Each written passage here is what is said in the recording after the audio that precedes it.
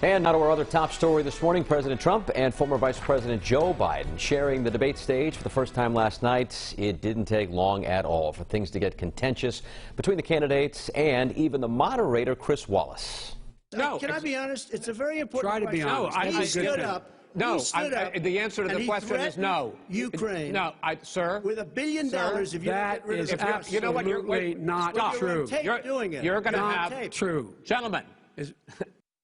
And unfortunately, much of the night was just like that. Candidates talking over one another. Danielle has more in-depth coverage of the debate right now with our political analyst, Joe Fleming. Thanks, Pat. And, Joe, thank you for joining us because we have a lot to unpack from last night. Yeah. Certainly, as Pat said, messy. It didn't even really feel like a debate in the definition of debate. It was so much arguing and talking over each other. So your initial reaction to those 90 minutes? I agree with you. It really wasn't like a debate. They were talking over each other. The president basically went after Joe Biden, tried to get under his skin. And as a result of it, people are going to remember that. Nobody's going to remember the issues that were discussed in the debate last night. There wasn't much substance at all to this debate. Not at all. And whatever issues there were is going to be overlooked. People are going to talk about how bad the debate was. It was a train wreck. It wasn't the type of debate you expect out of two presidential candidates at all. All right, so President Trump, as we know, in recent polls, he has been behind. His strategy last night, do you think it was effective in winning over any undecided voters that could be out there? I was surprised he went that strong. I mean, that strategy works for his base, but that 10 to 12% of voters that are undecided, I'm not sure if that's going to work at all to get those voters to come over to him. You know, what's interesting is by CBS's accounting last night, the president interrupted Joe Biden more than 70 times. I mean, Joe Biden also did the reverse as well. And we saw the vice president getting frustrated at times. How do you think he handled this constant barrage from President Trump? Well, I think he handled it okay. I think what he did was at times, Joe Biden looked to the camera and talked to the American people.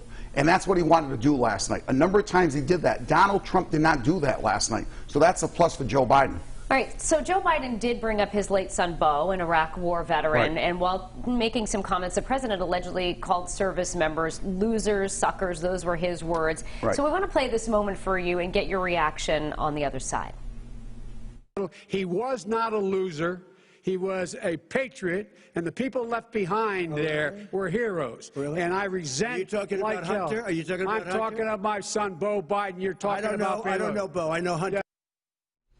All right, so what's your reaction to that exchange, Joe? Well, I was kind of surprised he doesn't know who Beau is. I mean, it's very plain who Beau Biden is. He's well known as Joe Biden's son. So I was very surprised the president took that tone with Beau. I'm really, just surprised.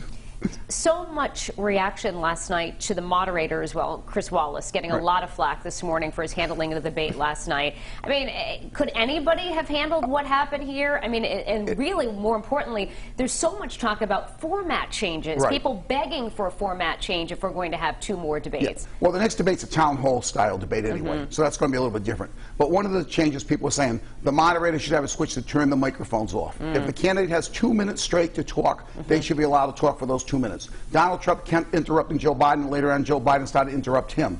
So, I mean, I think there may need to be some changes in the format because Donald Trump is going to do basically what Donald Trump wants to do. All right, one thing we haven't talked about, the opening question in the debate last night was about the Supreme Court. You know, Senate Republicans trying to push Amy Coney Barrett's confirmation before the election in November. Do you think this is going to fire up the Republican base? Could it backfire on them because there's so much controversy over this? I think it's going to fire up both bases. Both bases are going to be fired up by this. If you notice when it was going to Joe Biden, he didn't talk about the nominee so much. He talked about health care, the Affordable Care Act, how a new Supreme Court's going to affect that. Donald Trump, I thought, made a good point. He said if the Democrats were in charge, they would do the exact same thing the Republicans are doing now. So I think Trump gets points there. Biden gets points talking about health care. All right, Joe is not going anywhere. We're going to have him in for more analysis throughout the morning on this first presidential debate, and we're going to send things back to Pat now. You guys didn't interrupt each other. That was great. Good stuff. We're hours away from the launch of our latest 12 on 12 digital original, Atypical Election. Whether you plan to vote by mail or in person in November, we have the important information you need to know ahead of Election Day. It debuts tonight at 5 o'clock on WPRI.com and also the WPRI 12 News app.